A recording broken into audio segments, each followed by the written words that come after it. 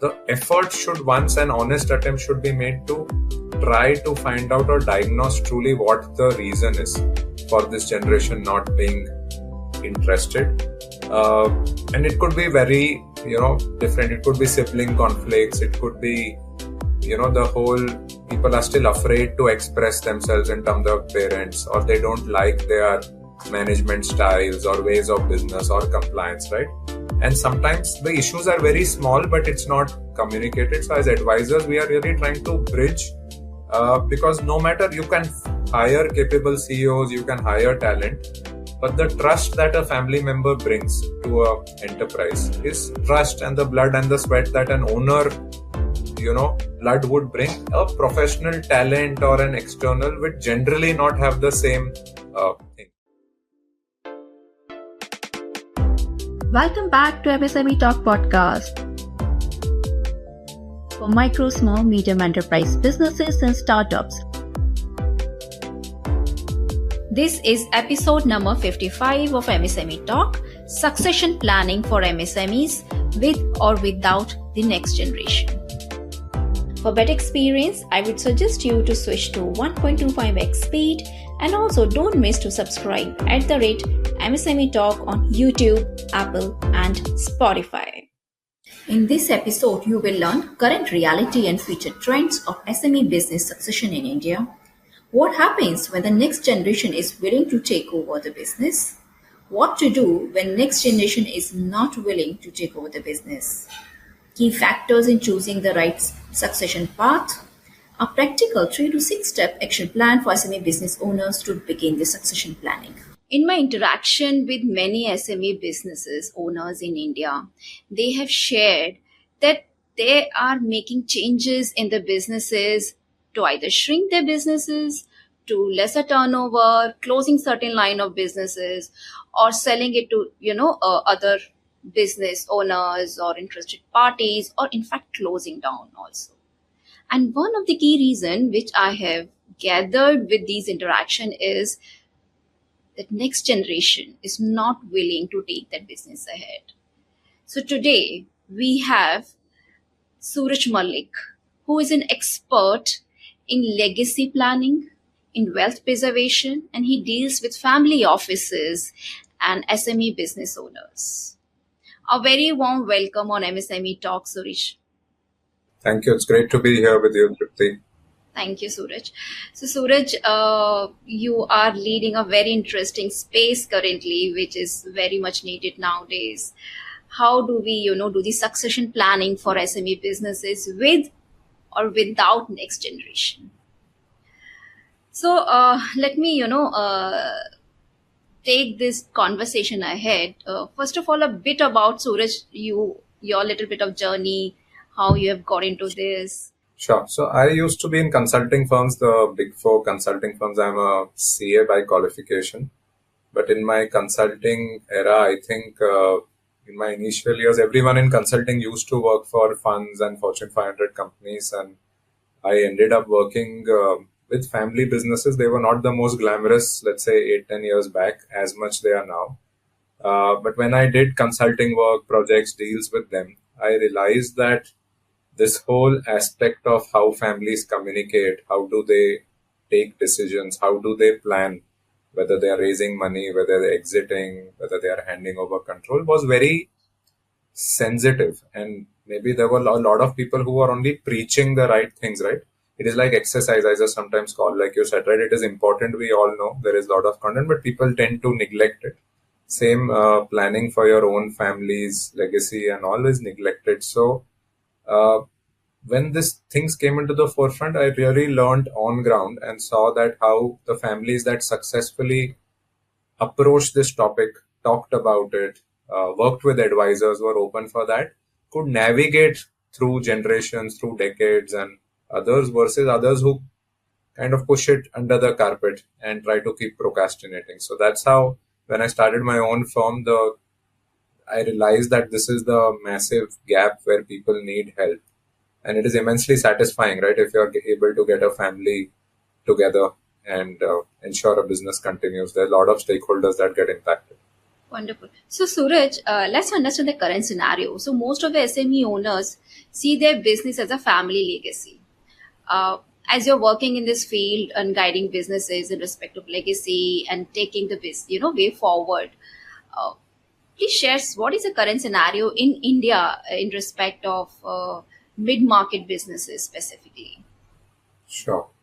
So if we say the people who are mid-market businesses today are, let's say, SMEs who've grown a little or are MSMEs, and even though, the thresholds, how the government has classified them has grown up, from 25 only there were new thresholds.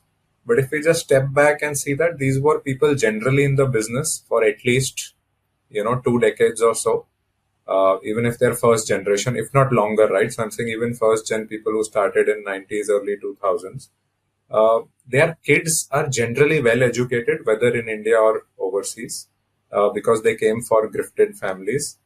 And what that education and exposure and globalization has done to them is change their outlook, is change their expectation from what they want to do with their time, and how they perceive their own business, right? There's a lot of before this, the era was that if there was a boy or a girl born in a business family, she was mentally prepared, he or she, that I will, get this chair. But now people have tried to make their children global and independent.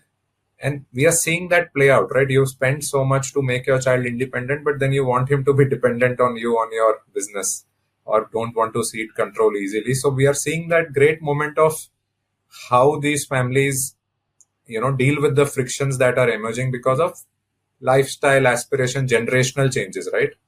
Which we can't deny, right? It's changed globally, and in India it's been more wide because everyone has generally studied overseas or done their graduation, post graduation overseas, so their outlooks have changed versus what it used to Right. be earlier. So it's being Absolutely. put to test on how these generations coexist and sort of co-create and to build their business.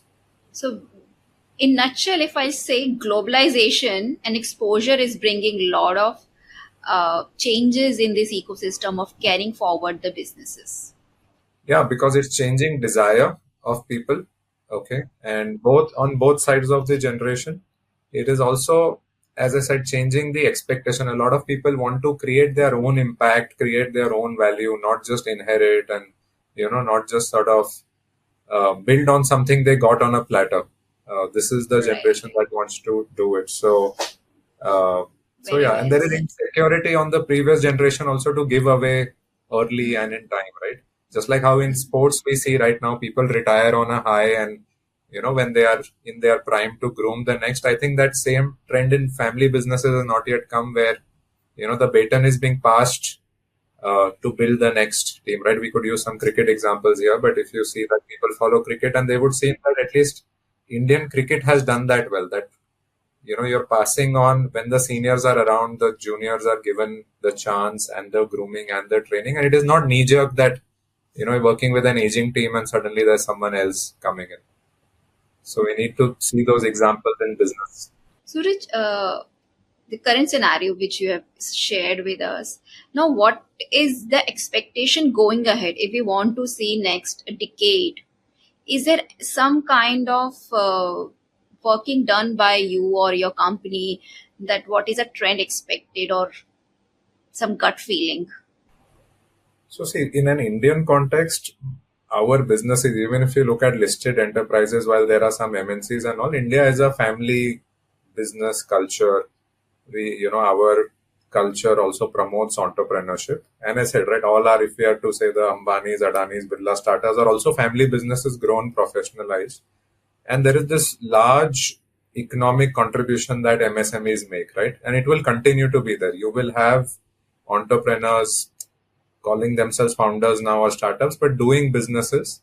So because their contribution is very important to the economy, the government wants to promote and support, these mid-market entrepreneurs so that they survive, sustain, and, create things that are important to the country, which is employment, which is, let's say, localization, which is a lot of manufacturing comes from MSME sectors, etc., right? Which the larger companies sometimes their canvas is global and not just India, but the canvas of an MSME is there.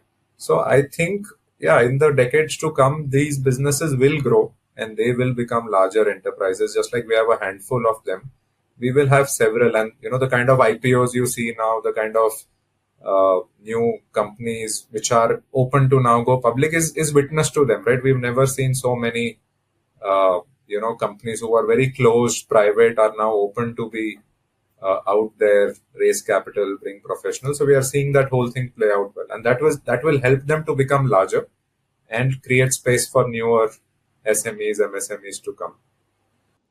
So let's begin our first question with you, Suraj, which is basically when these SME business owners have typically two choices. So their next generation is willing to take over the business ahead. Another being that next generation is not willing to take over.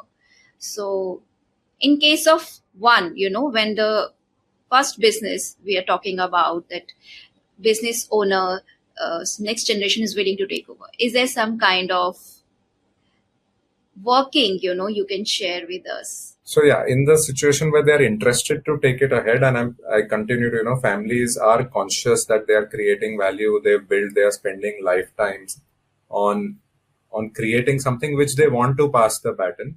It all starts with the right grooming, right from early age, to make, so the story of the family of why they are in what they are doing, how they are contributing to society, how other people are dependent on them, is sort of gradually built in minds of successors. And rather than positioning that whole family business to be dull, boring, geeky, it is positioned as something exciting which this generation can come and take beyond what their generation did, right? The ones who don't are sometimes saying that they'll just end up doing what their parents or grandparents were doing. But if the positioning is saying that we bought it from point A to B or 0 to 1, the 1 to 10 or the 10 to 100 journey is what would excite these people, with the right amount of trust and with the right amount of structures. Again, we stressed on education earlier. As people are more educated, they want to operate with systems, process, structures, technology. And founders who are creating this for the next generation are just making their transition easier to the family businesses. Okay. So now let's understand, Suraj, if the next generation is not willing to take over. So what alternative option should the owners of these businesses explore? So see, I think directly there are options on exiting and selling and all, but those are, I would say, secondary. The effort should, once an honest attempt should be made to try to find out or diagnose truly what the reason is for this generation not being interested. And it could be very, different. It could be sibling conflicts. It could be, the whole people are still afraid to express themselves in terms of parents, or they don't like their management styles or ways of business or compliance, right?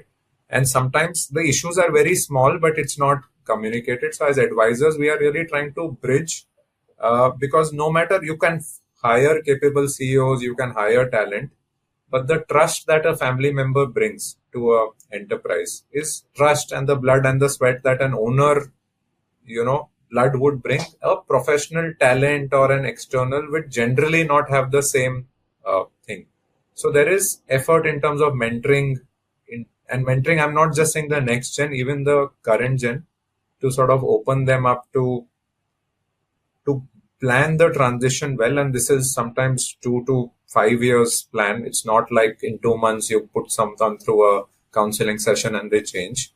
And also the next gen, to help them understand that while there are other opportunity cost of their time, and there are glamorous stuffs and everyone wants to build a startup out of a garage, but it is their responsibility to, continue the legacy of their family.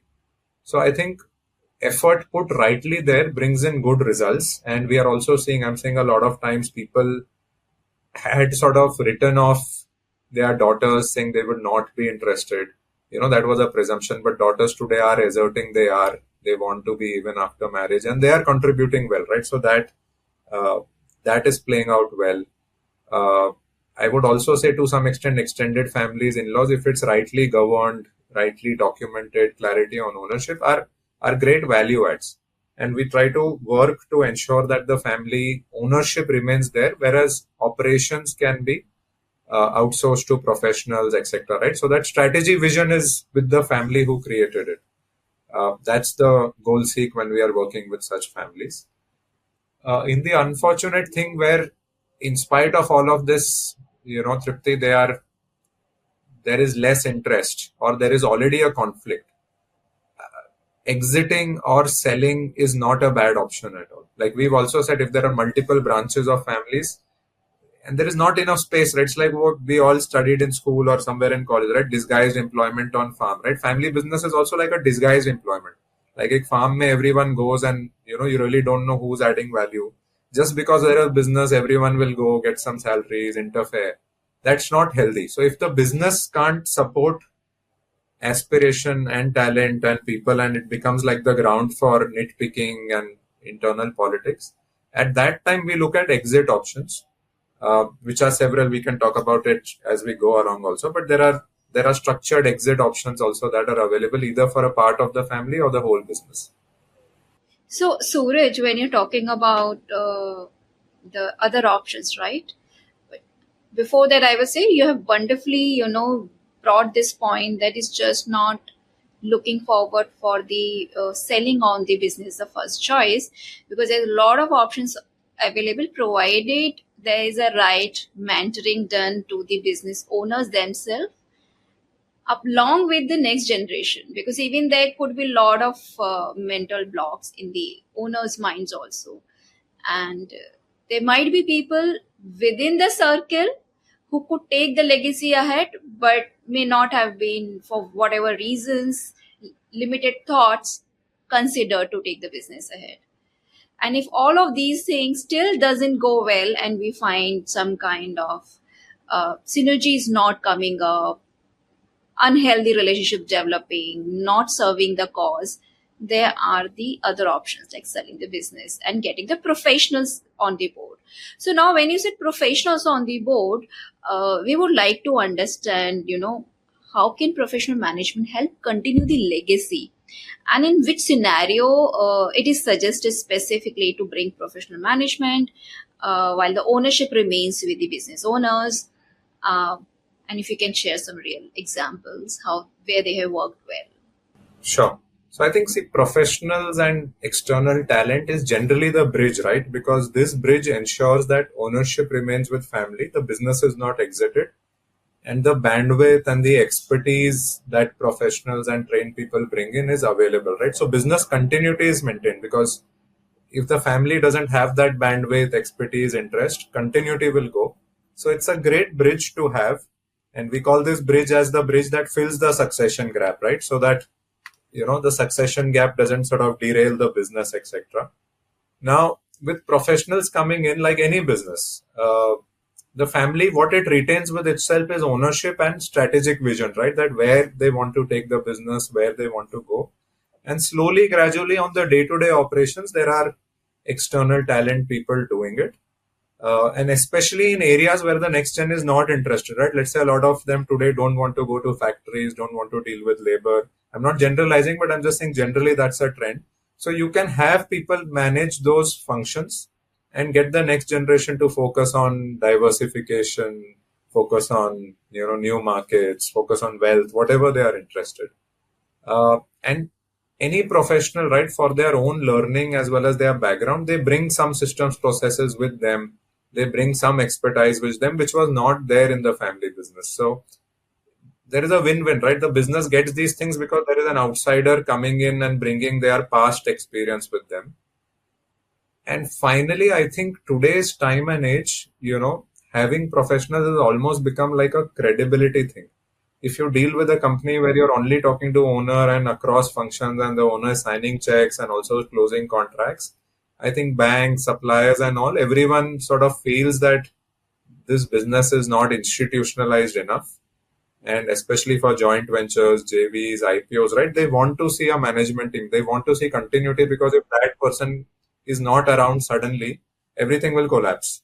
So the credibility and the institutionalization can happen through professionals.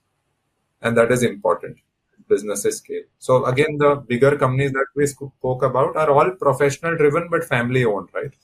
Uh, and that's where an MSME should aspire to be. Okay, would you like to share any example where this solution has worked well? Uh, in terms of bringing in professionals, Right, rather than business owners running the business, okay. they're taking the step back, but the professional management running the business. So see, one interesting example also is where, let's say, all the flavors, right? The family had disputes and the business was several. Let's look at the Kirloskar family, for example, right? They had multiple business, multiple people in the family were involved, but they had their own fictions, got into disputes, which was in no one's interest. So gradually now, while families have parts of the business they own, every business is professionally run.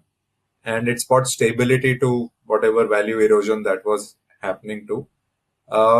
In a more happy context, you could look at examples such as, and they're larger companies now, but they're, look at Godrej, look at Marico, look at groups like Murugappa, etc., right? Which Yeah, the even family Dabur. was, yes, Dabur, right? They choose to be shareholders. One, they decided that this is Right. too big and too complex, and we will rotational basis do that, right? So it was done well in happy situations to say, let's agree that we are not the best managers for this business. We may be the best owners, and we bring our ownership, strength around and hire professionals, right?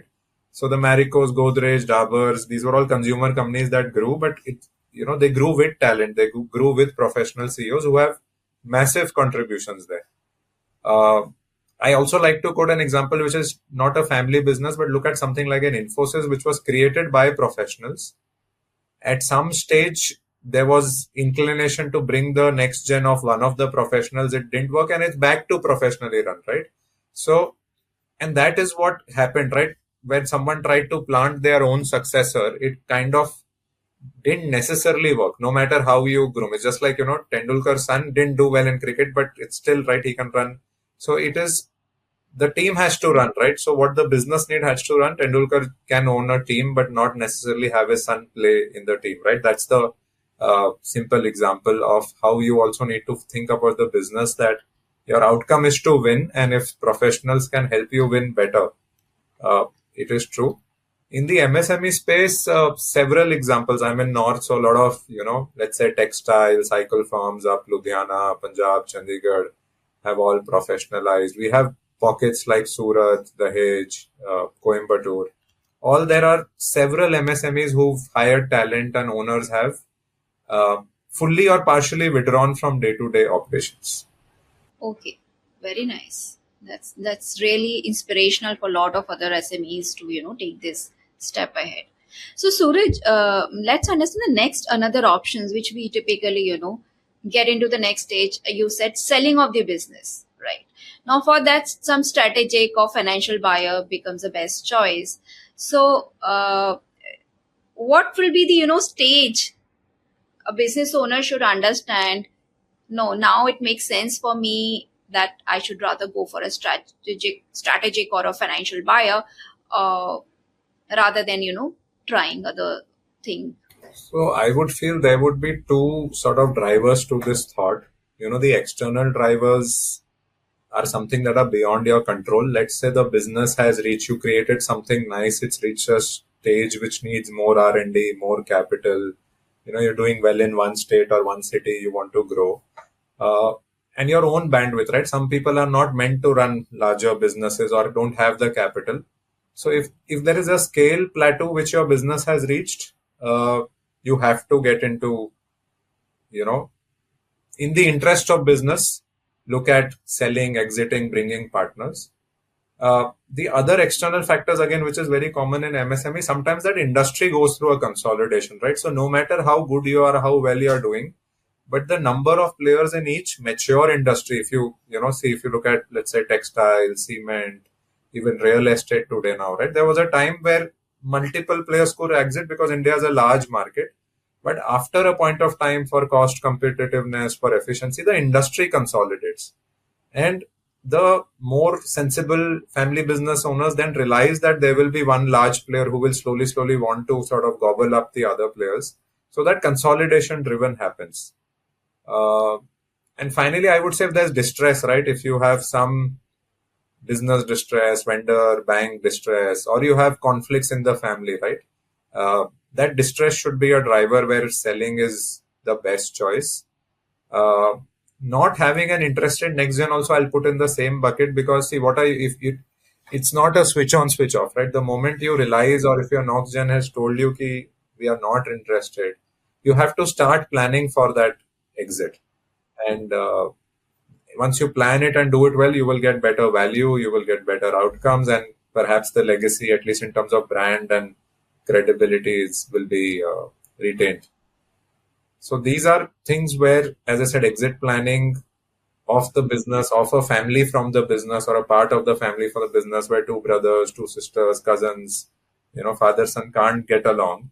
It is healthy to, treat exit as a best choice.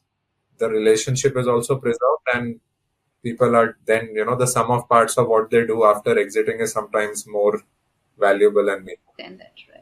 Okay. So here I would like to, ask you one more question along with, the options which you said, selling the business or maybe selling it to the bigger companies. Okay. While there are other options where you are merging with or doing partnerships for ensuring business continuity. Are you seeing this in your working arena as one of the options Yes. being used and worked upon? And if you can just share some example. Okay. So as I said, a collaboration or a partnership is like a middle path, because then you are not fully exited. You are sort of involved. It could be people between different states. It could be between India and global. A lot of that is happening. Because as I said, right, scale and market access needs bandwidth, which family businesses lack in absence of, let's say, capable readers.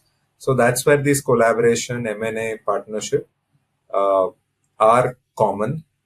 This is more in, let's say, a lot in the IT services, a lot in the food and beverage industry, etc., where people are scaling through tie-ups and partnership and not necessarily exiting. It is also kind of true where there is a lot of like auto. If you look at auto industry and auto component industry, where there is supply chain dependencies, etc., and you want to either integrate backward or forward, you will forge some sort of an alliance partnership with that player, who can then continue to operate in the segment and you can operate in your segment, but collectively create more value in supply chain or in some R&D, etc. So this again ensures continuity. There is growth for both, and there is people do this to share risk. They are saying that while our brands and legacy can continue, we are now sharing risk with another partner. Could be business partner, could be a financial partner, etc. Uh, and these examples, like in chemicals, I'm again that example. There's a company called Bharat Rasayan. They have enough JVs on chemicals, or if you look at UPL in Bombay, if you look at a company like Arvind Lifestyles, all these JVs that they do with all the big flagship brand companies are there. But even earlier, I would say the great examples of something like this would be a Hero Honda, right? Hero was India owned, Honda was Japanese.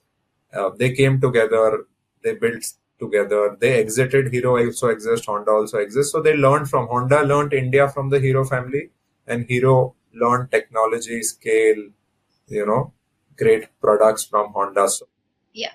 What in this segment we want to understand from you is, while we know merger and partnerships is a way to grow, but in terms of legacy and next gen, when it is not interested in that scenario, mergers and partnership has played any role in what you have seen in your experience. if you look at this large acquisition, Reckitt Benckiser had done this. Was a company that makes Itch Guard and Move and all, right. Again, household name. It was a company called Paras Pharma, and they were experiencing some issues in the family and some things, or they were running out of bandwidth. The business was booming, right? Today also it's an household name. It got acquired by Reckitt and large exit, right? So the family decided the best thing was this should sit in a larger FMCG company which can support it, take it more global, and got a chunkier exit. Or if you look at, let's say, even the Nirma family had outside of their core business, they had also grown into cement, they'd grown into other areas, and they started then slowly exiting all non-core. They sold cement to KKR, they sold other businesses to different people, so on and so forth, right? So either where, sometimes when you grow, you become like a conglomerate and then you realize you can't manage. So you start becoming lighter and come back to your core, or you fully exit and do something else more better with your time and, bring in there. So a lot of this has happened in financial services, auto kind of companies as well, where the family realized that their bandwidth or their ability to grow was constrained because of internal or external issues. Absolutely. So in that way, they try to go for mergers and Yes. partnerships while still being part of the business and Yes. continuing. So some Yes. generation, next generation may not be willing to take it ahead. A part of it may be taking it ahead. So rather than entire thing coming on the one or few shoulders, Yes. sharing the burden and bringing the growth of the business. Wonderful. Yes. So And you, if we try to see one more option which we have heard of, and if you can share light on that, is it working in current market in India or not, or is more like a seek on the paper, employee buyout or ESOP systems in SME. So have you yeah. seen this being practically getting worked in India, where employees really take over the business of the owners and owners exit? Sure. So, no, it is not. I would say it is not common in India for, again, couple of reasons. Employees also over a period of time are groomed to think employee like, most of them.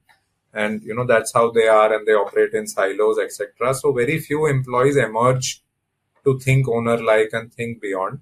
The only businesses where this has worked is, let's say, an IT services or KPO, BPO, or some bit of manufacturing where, employees are comfortable, where the business is stable. So there are not too many owner calls. Like you'll not see employee bouts in business like real estate, in businesses which is project based work, let's say EPC contractors, right? Because there you need the owner indulgence to win contracts, bid, liaison with authorities, deal with regulators.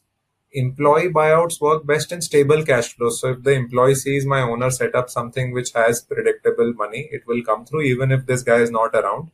And I should be able to manage relationships, continue the legacy. So that's why I'm saying IT services, KPO, BPO, or some bit of, let's say, a guaranteed offtake on auto components, where employees have attempted this. But again, because of their conditioning and lack of capital, it is not common. What we are seeing is today, financial investors like private equity and all, they are trying to come and team up with employees or management to say that the owner is, and there are some owners, let's say, are not interested in scaling and growing, but an investor sees opportunity. So they are coming and telling these Yeah. people that, fine, we have the money, you have the ability, let's co-share. And they are trying to create again these platforms, which is more like rolling up in the business. So those kind of in large names we have seen this. in large names, especially IT, you'll see Infosys and other things where funds, Blackstones, etc., have come and they've grown such businesses. But as I said, financial employees will not be able to have that owner gut instinct call businesses where there are a lot of brand driven businesses where there is positioning. That's where it, within the sort of non-owner mindset, it's harder to run those. Okay, cool. So my next question to is, of all the options which we have discussed right now, what to be kept in mind while selecting any or each of these options? Something which, Suraj, you Yes. make it as a core of your thought process when you are guiding it. See, the core of the thought process has to be value maximization for the family, right? Because objectively, that is what matters. unfortunately, the drivers of this, right? And I'll tell you, any family business, when they come to terms that they have to exit or part give away, they they are they're very concerned about things like control. So you will hear everyone say, "Get us a financial investor." So our money problem is solved, our risk is there, but we want to control, we want to sit, we want to be MD, etc. Right? Uh, Now that is hard because financial investors have money, but they don't have operating bandwidth. And if they come in, they will want to sort of uproot traditional people, talent, and bring their own teams and get reporting done, etc. Right? And that is where this expectation gap of reality, right? People just feel I have a nice business, someone can put in money in me and make money off me, but allow me to have the seat. I think that creates real life hindrances or frictions. So So if the basically, you're goal is to saying get, business owners are looking forward for the best of both the world, money also on yes, the table and control also on the table. But yes, okay, so you yeah, please go ahead. Yeah. yeah. So that, as I said, right, that is sometimes looking for the moon in real life. It is not easy to come. And also to add, right, there is a little bit of taboo to selling to your own management or employees, right? Because you have so far treated them as quote unquote master servant, and suddenly that equation, when it changes, uh, people are not ready for it, right? So they start, emotions take over, and the objective to say that my goal is value maximization. Sometimes value maximization is to also sell to a competitor. I'm just saying, right? Because that guy will give you the most value because they want to grab market share, get access to your team people. But people will start, and when we go to them, they'll start by say, you will not take our business to the competitor. I will sell to anyone but to my competitor, because during their journeys, that whole competition, there have been, fights, disputes, frictions, litigations. Now that has left scars where they are saying, we don't want to, uh, even there is value maximization there, we don't want to be uh, talking to them, right? Uh, so as I said, in practice, what starts happening is you will see that people start doing piecemeal. They will start selling surplus assets, lands, close small parts of the business. And by the time they are ready, then the business has either lost its scale or relevance because competition has come in. And this whole gradual exit thing doesn't necessarily work for the buyer coming in who wants to create and build scale and impact, right? That's the kind of challenge in doing these in real life. Yeah. Okay. So basically, the whole point is value maximization to be to be kept in mind, and as far as possible, emotional thing to be kept in a balanced way, not to come on the way and stop the value maximization of the business. Exactly. Uh, which one is the most common currently being practiced in India among all the options which we have discussed? I think a lot of sale is happening to, the private equity kind of financial investors who are then bringing their own teams. Because So even the also that SME these MS, businesses. yeah, because see, the SME businesses sometimes remain MSME or SME because of lack of capital, right? The business otherwise is good, it has good margins, it is supporting the family, their lifestyle. But because the owner is running it as a lifestyle business and not a scalable business, there are funds who are eyeing this, and they feel that by putting more capital, bringing in team, the industry has growth, but the owner is not able to, either doesn't have ability or appetite or stomach to chase that growth. So currently, let's say in last 2 years and going ahead, the trend is on private equity with professionals coming in and buying out businesses, so that they are then able to unlock it through IPOs and through other means, Right. right? Once they turn it And bringing around. in professional management Yes, and yes. The putting money and strategic professional sales and all, management. as I said, because people are reluctant to deal with same industry people, competition. Uh, there is that is the second, but it takes time to happen. And it gives the maximum value, but it's just that people's emotions sometimes come in the middle of strategic sale. Got it. Suraj, if we pick up which one is the most difficult option and yet more beneficial and advisable for SMEs, is it the same which you're saying competition one, or is there anything else? Yeah, because any buyer, it's just like if you want to sell your house, I'm just taking a very simple example. The highest price potential is your neighbor to give you, correct? Because for them it is strategically next door, they can expand, they can grow versus someone else coming from another locality or colony or different city. So same, right? But what happens is over the years, you've developed some emotions with your neighbor, fighting about everything because of commonality, right? So same in industry, right? When they are operating as competition, they have created negative biases towards each other. There are perceptions. Everyone thinks the other guy is, you know, not the cleanest, not the most integrity, etc. But the full premium at valuation, perhaps that is the only person willing to give if it is presented right. And the business continues, right? Because it is someone already in that business who will grow it, who will not like neglect it, or it will not decay, or it will not just shift around. Uh, so people who are concerned that business is my baby and I want to hand my baby to someone who, nurtures it and grows it with that objective mindset, I would feel a strategic sale to an industry. An industry, when I'm saying same or forward and backward, is where it is maximum value for owner, it is continuity for employees. There is less of that layoff risk and all the other things. So it is a win-win for everyone. Right. So you've mentioned a very valid point, because in all this process, a lot of stress come to the employees of the company, of the business. Yeah. And how to take care of that becomes a very important part, along with while maximizing the value in this whole process. So Suraj, now let's move to the execution part and the planning part, when legacy of the business has to be taken care while we are not sure of next gen is taking care or not taking care ahead. So what are the early steps need to be taken by the founders to start preparing for a possible non-family succession, and usually how long it takes? So if you ask me, usually it takes fairly long. We put a 2 to 5 year window depending on where the founder or where the business is, but 2 years is the minimum, and it takes 4 to 5 years. The first step, right? And as I said, right, when you're in business, when things are going fine, the founder starts believing they're larger than life and things will, God will solve a lot of things.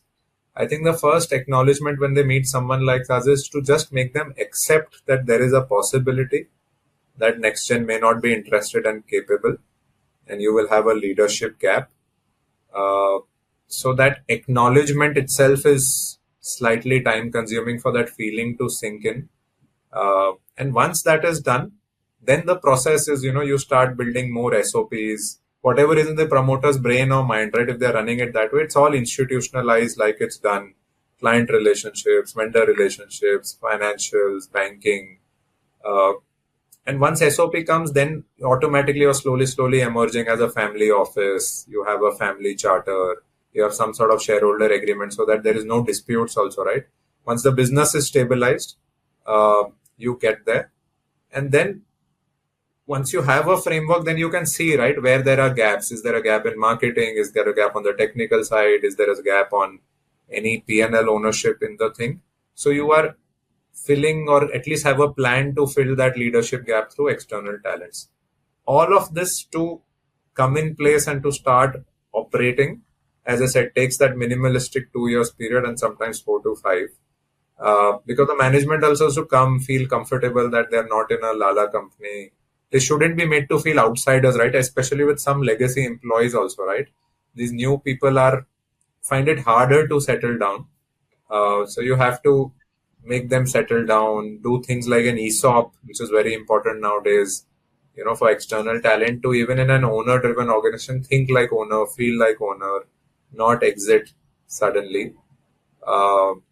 So these kind of things are there, but it is only possible, as I said, if my own business I have to do it. You need an external advisor, right, who is objectively going to handhold, guide, and do these things for you, and also help in communicating it, right? Because sometimes employees start talking, right, when a owner is starting bringing that, is he interested, is he going to close it, what is going to happen to us. So only an external independent advisor can sort of make it all happen. owner themselves will again try to cut corners, save costs, think why do we need HR, why do we need systems? Uh, because things are without that also suboptimally working, right? So they have to see the value that with that it will work better and more optimally than suboptimally.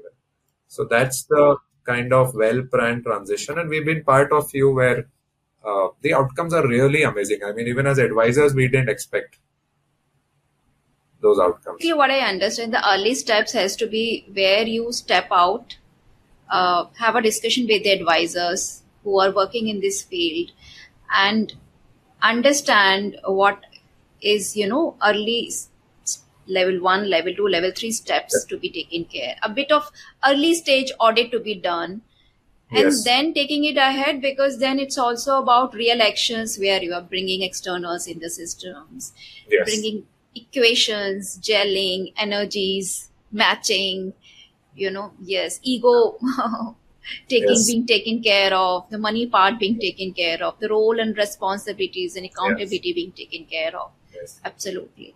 So ESOPs, now, right? That's very important. Very few family yes, businesses have ESOPs, when you're getting externals, ESOPs Yes. nowadays is very important part. Suraj, while you are doing this with couple of clients of yours, what are the challenges? Have you seen it because of absence of proper critical systems and documentation already in place? And when you enter into this, right, you find, oh, ye to hai hi nahi. So, as I said, right, typical owner business will be running by owner memory and owner, that too much concentration on, let's say, one or two people of the family, right, who would know everything, who would know, when I'm saying know everything, not in terms of technical, but in terms of relationship with customers, relationship with suppliers, even the employee, let's say, remuneration arrangements. It's all very closed there. And as I said, right, even if one of them falls unwell or is not around, that whole continuity takes a toll because no one knows what to do, who to ask, how things got done. So we have to first get the founder to realize that there has to be a life beyond your memory, and you have to start sort of creating process. There are also, and unfortunately, I think SME, MSME are slightly, I would say, relaxed or take it lightly. Things like compliance, finances, tax, right? Which for an external person is very important. People want to be part of compliant organizations. They want to be sure that whoever they are associating with is. Gone are the days where you could take it lightly, and gone are the days where they were complex also. It is not as complex, but that attitude towards compliance for SME, MSME business owners has to change. That now it is a given that we have to operate and we can't have disputes, litigation, non-compliance, on our business, on our personal lives, wherever, right? It takes too much of bandwidth for anyone else to solve it. The financial books, everything has to be clean. So these are the things that we do, which help, as I said, right, to attract talent, to remove all these bottlenecks, which an external person who will come and diligence or see, or even do a business deal with you. Making it more transparent and attractive to the suitable buyers. Right. Yes. It is like a bride or groom, right? Before wedding, basically making the bride more beautiful.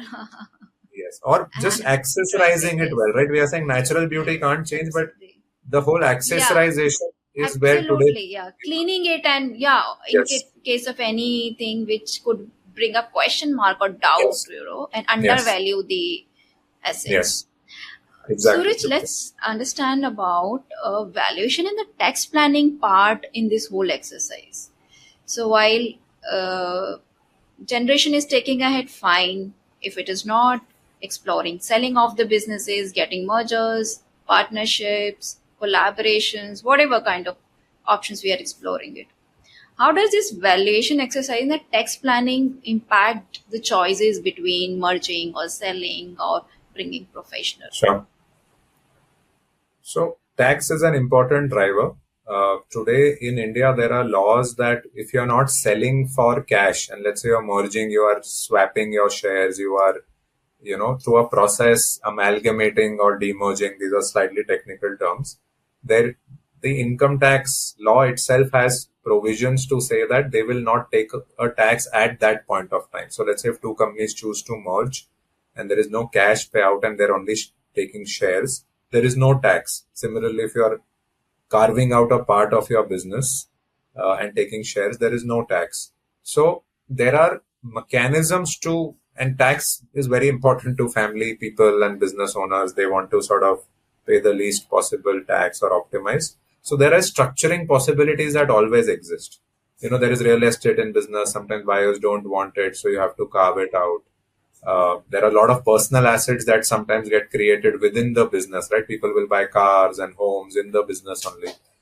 So there are structuring to save and plan for those taxes, so that there is more liquidity available, or tax is only paid where there is liquidity and not when there is a paper for paper exchange.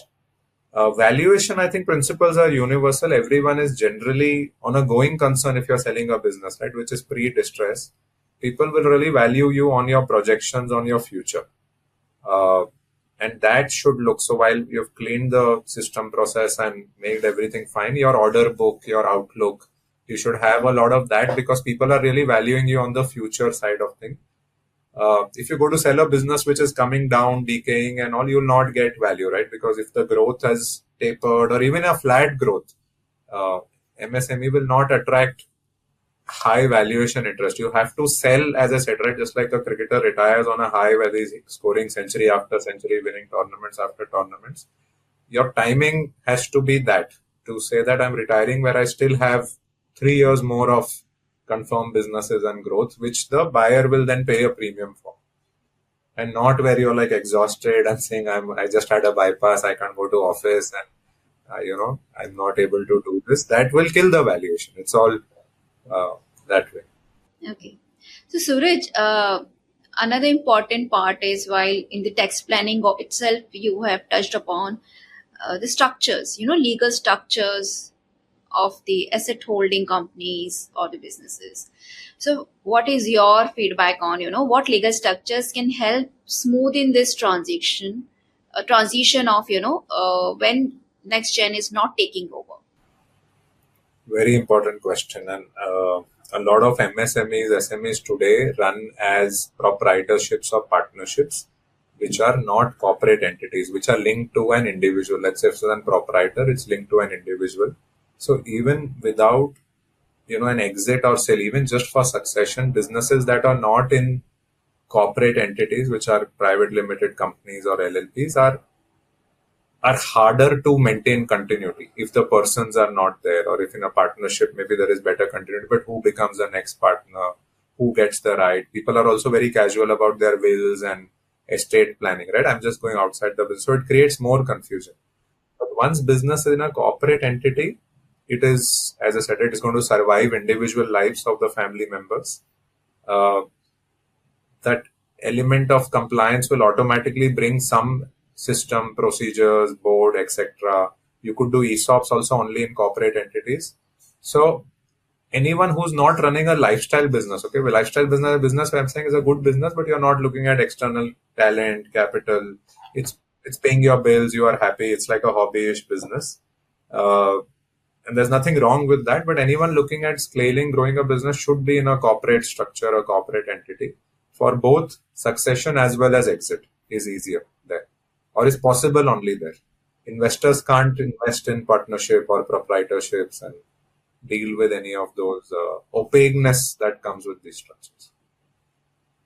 Okay, cool. So while you are, helping executing these transactions and legacies, carryover or selling of the businesses or merger and acquisitions for that matter, do you find any request from the business owners where they ask you, they are keen in preserving the founder's name and legacy or brand name specifically, and they give more value to that particular part, and they're ready to take a little hit on the negotiation part?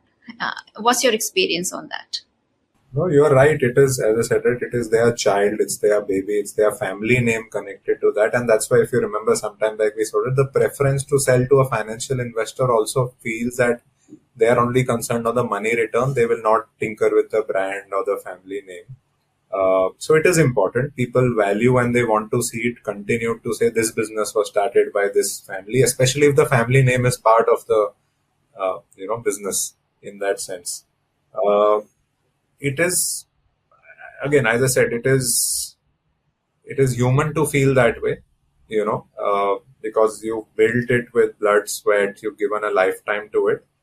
But it is also, you have to be slightly less emotional when it comes to if the buyer has a brand or is a bigger brand or wants to give it a fresh thing. I think people are concerned about it, but they also feel that sometimes they don't want their brand to be with people they don't trust with. They'll do something else with the brand. They'll start an education or a charitable. So I've seen again mixed things to say that I want to also, my brand is with me and those guys figure whatever. Depends on business to business, sector to sector as well. And also individual emotions and Yes. attachments, No, right? it's very, So very, they now, are known, right? In the whole society, the business brand is what people may not know them by surname, but they will say, yeah, is family or this is the family that owns, right? So that's their identity.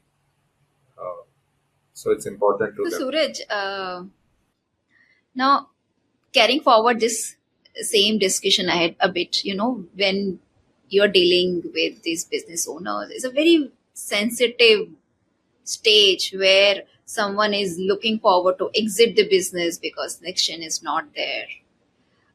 So a lot of softer aspects are involved in this process. Cultural expectations, emotional attachments to businesses. How you have seen business owners dealing with these decisions while planning for future businesses, and how you deal with them. So see, there it is sensitive and all, and that's why when we started a firm, I think one of our edge was to have an approach that aligns with this sensitive cultural thing. We are very, so I'm not saying I'm the technically the best guy out there to do it, but I'm maybe better at managing these cultural expectations, family sensitivities, communication. um, and you have to get the person comfortable to opening up, right? Otherwise business people will always put up a strong face, right? They always like wake up as if nothing is and they're trying to live another day. But where the undercurrent is there, just like they have to express pain to a doctor, you have to be able to give them the comfort that they can express their pain, right? And that's why I'm saying that the diagnostic is important. Sometimes at the surface level, what is being told versus at the diagnostic level, what is found are materially different when it comes to talking to this business and helping them chart out their next plan. So it's that skill set of saying I relate to it, I understand it is sensitive. We keep confidential. I don't have a client list. We don't publicize our deals. We don't share any credentials with anyone. So then clients feel comfortable to open up. It's just the same privilege that a doctor has, with a patient. We kind of have with our clients to say, uh, I relate to your pain. I understand, and I have a cure. It will just take time to play out, but you have to tell me where the pain is or where to look, and I'll solve it for you. Right. And it's also, founders' emotional detachment and accepting that Yes. it is no more would be a family run business if it is a specifically outright, exit is one of the option being taken. So that emotional detachment and acceptance is also a phase, right? Which, so Suraj, do you, what kind of mechanism the business owners use to deal with this? Do they hire some mentors or they go to some gurus or what does it happen? What have you seen? The older generation actually is very hard to crack. They don't communicate. They have been trained to talk less and to, just because I think everyone has been in their lifetime chasing them and they're more guarded. I think the next gen in the family, a lot of sponsors of our projects are those because they are looking on clarity, on ownership, on continuity, on their roles. Women in the family are looking for clarity. And there are all of these, as families, business size, as it grows over generation, the size of the family also grows. There are families who are not active in the business, so they're sitting out, but they are wanting to see a call that the people who are sitting in, what is their plan?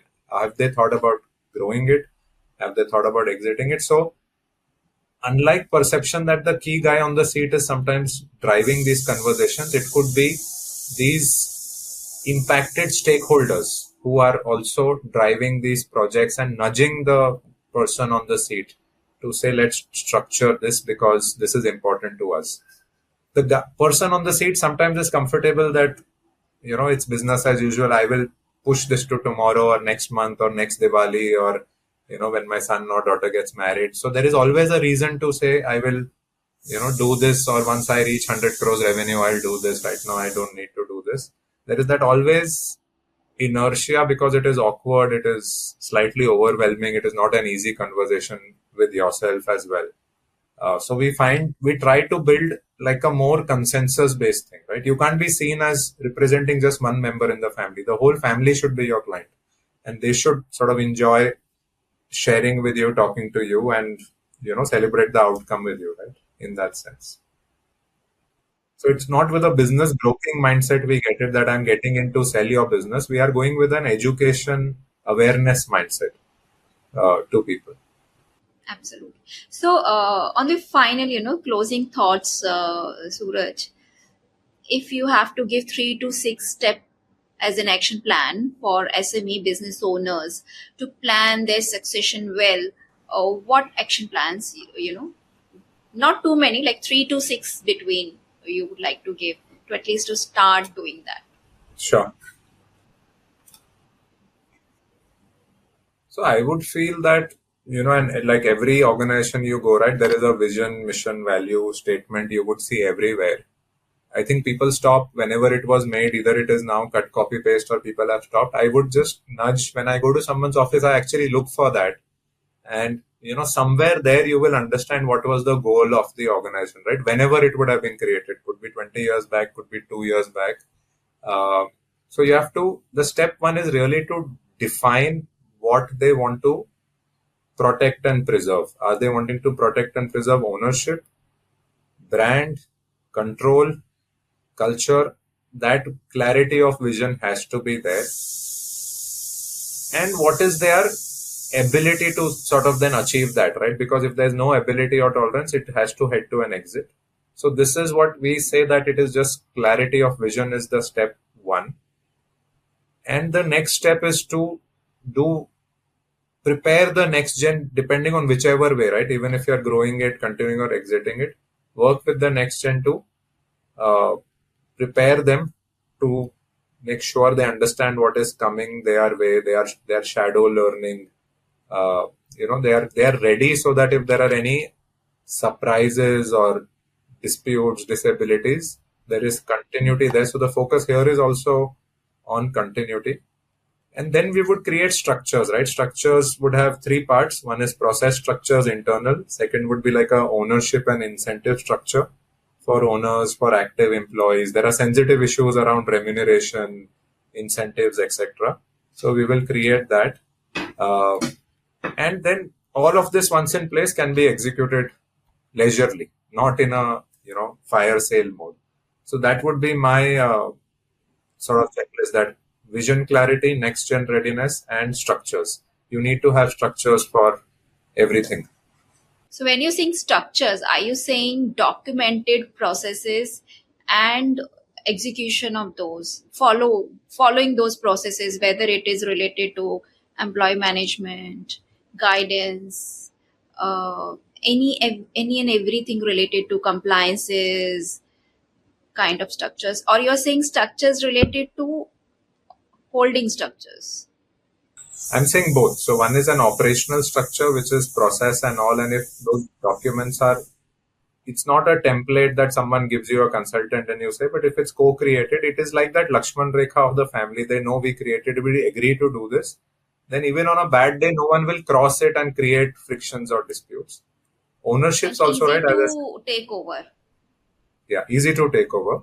And on ownership, people need clarity, right? That what is mine? If their ownership is too, split in too many people or holding companies, or it's very hazy, you need structure for operation, structure for ownership, and structure for incentives, right? These are 3 buckets. Because people who are active, even let's say family members who are active in business compared to someone who is not, there has to be a structure to reward, incentivize, and penalize also if the person is not performing. But it has to be agreed to say that. Once this is in place, then things start flowing automatically. But to get here, as I said, is where there is a lot of work to be done. Right, absolutely. And the second point which you mentioned is also very valid, where involve next gen. Yes. And irrespective of their age, because nowadays what has happened, everyone wants to pamper their child, Yes. give best of their Yes. Spoil them. environment,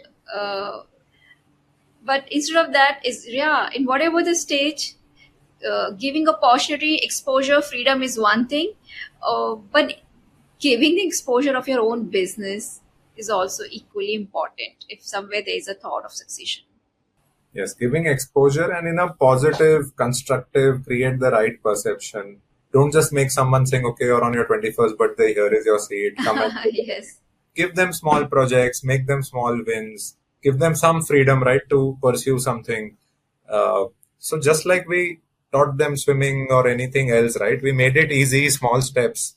I mean, business is also like navigating. Once you're in it, you will do it as cycling and swimming. But, people make it little ad hoc, saying tomorrow onwards you do it. This part, now this department will report into you. But the guy doesn't know what should I ask or what questions are there or what is important to my parent or the organization. So uske liye, today there are of course great programs, learning programs, management institutions, but what works best is some mentoring, right? One-on-one mentoring this next gen need, where they can confide better. See, with your parents you can't, but with external mentors you can. They can get feedback, they can learn. So that works quite well for them to settle in and feel comfortable. So basically involving next gen, where even if they reach a level of unwillingness, they make up their mind that are not willing to take the business, there's still an option to get them open up, understand the challenges, and have a discussion with the right mentors and guides who might be able to show them the path that yes, this asset can also be your option to explore and build something. Exactly. Right. So thank you so much, Suraj, coming on MSME Talk and sharing your experiences and guidance, because business legacy is a very important thing. If so many decades people are creating the businesses, if it is relevant, taking them ahead should always be some kind of a responsibility of business owners and the family and employees and everyone. And if everyone work together to take it ahead, it's also supports the country's growth as well.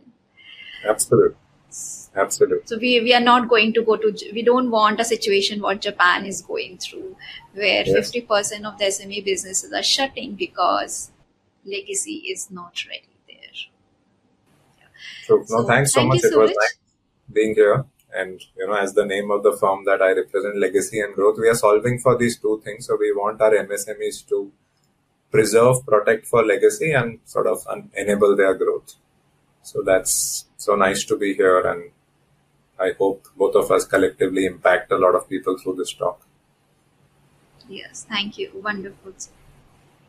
Thank you.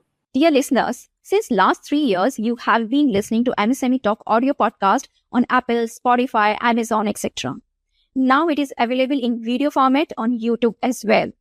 Also, I would like to tell that more information and updates are not covered on podcast, for which you have to ensure that you subscribe our newsletter and follow us on social media. Links are given in description.